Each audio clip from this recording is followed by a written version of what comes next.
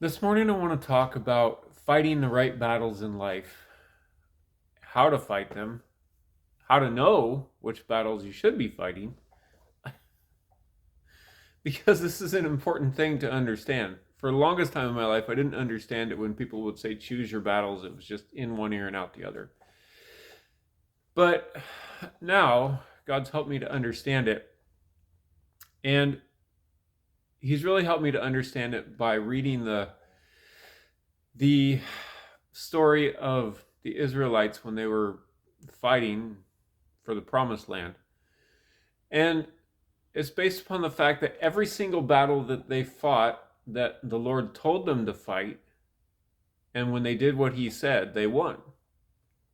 And every single battle that He didn't tell them to fight, and they didn't fight how He told them to fight, they lost. That's just the way it went. If you read that story, right, when they came out of Egypt and they went into the promised land, that's just what happened. And there are examples of each in there. So, why is that important? It's important for us because in life, there are tons of battles that we can fight.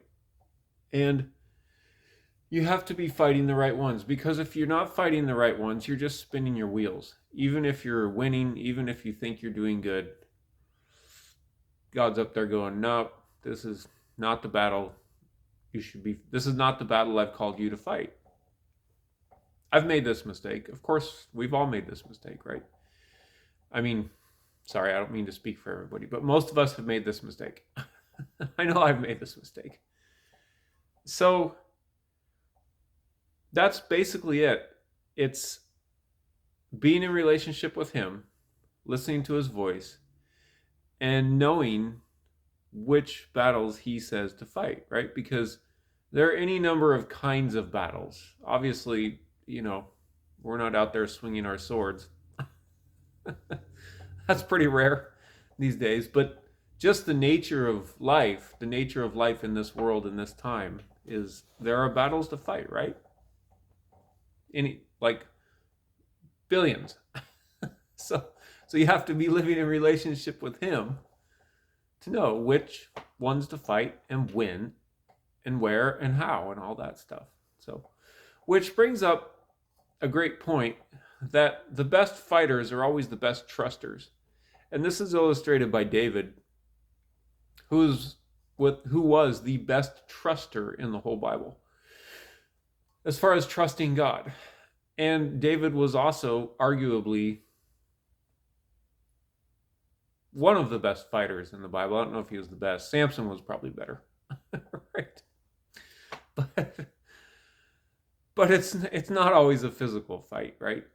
We learn these truths from the physical battles that they were fighting. But, in our time, it's more spiritual battles. It can be cultural battles. It can be legal battles. It can be any kind of battle, right? But we learn the truth from David that the best trusters are the best fighters. Why? Because David always won. Like, trying to remember if he lost any battles. Oh, I think they lost one against the Philistines at one point. Well, no, that's when they weren't there. Somebody plundered the camp when they were gone. I don't think any battles that David fought he actually lost. Why? Because he was in such a relationship with God that he just fought when God said fight, and he didn't fight when God said didn't fight, right? And he always trusted Him. So we can, starting with Goliath, right? We know that David grew up knowing the Lord. He's just spent time with Him out in the field.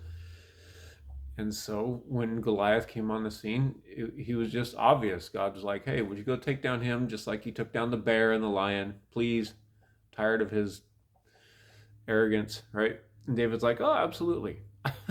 It's like, that's how he lived, which is a clue for us. That's how we should live, right? So the best trusters are the best fighters. Why? Because the battle really is the Lord's. We've probably all heard that saying, the battle is the Lord's. So what does it mean? It means that God is ultimately fighting our battles for us if we're in relationship with him and we're listening to him and we're fighting the battles he's telling us to fight. If not, then the battle is not the Lord's and the battle is ours and we're going to lose. Or we might win, but it'll be a shallow victory and it won't accomplish his will, right? so the saying, the battle is the Lord's, is really true, but you have to be listening to him and fighting the battles he says to fight. So that's it in a nutshell. It's a simple concept to understand, but it's an important one, because if you spend time fighting battles that you shouldn't fight, it's just a waste of time. And it might look good and it might feel good for a while, but eventually you'll reach the point where you're like, I shouldn't be, or I shouldn't have been fighting that battle. And the more we get closer to the Lord, the more we do it right. Thanks, and have a nice day.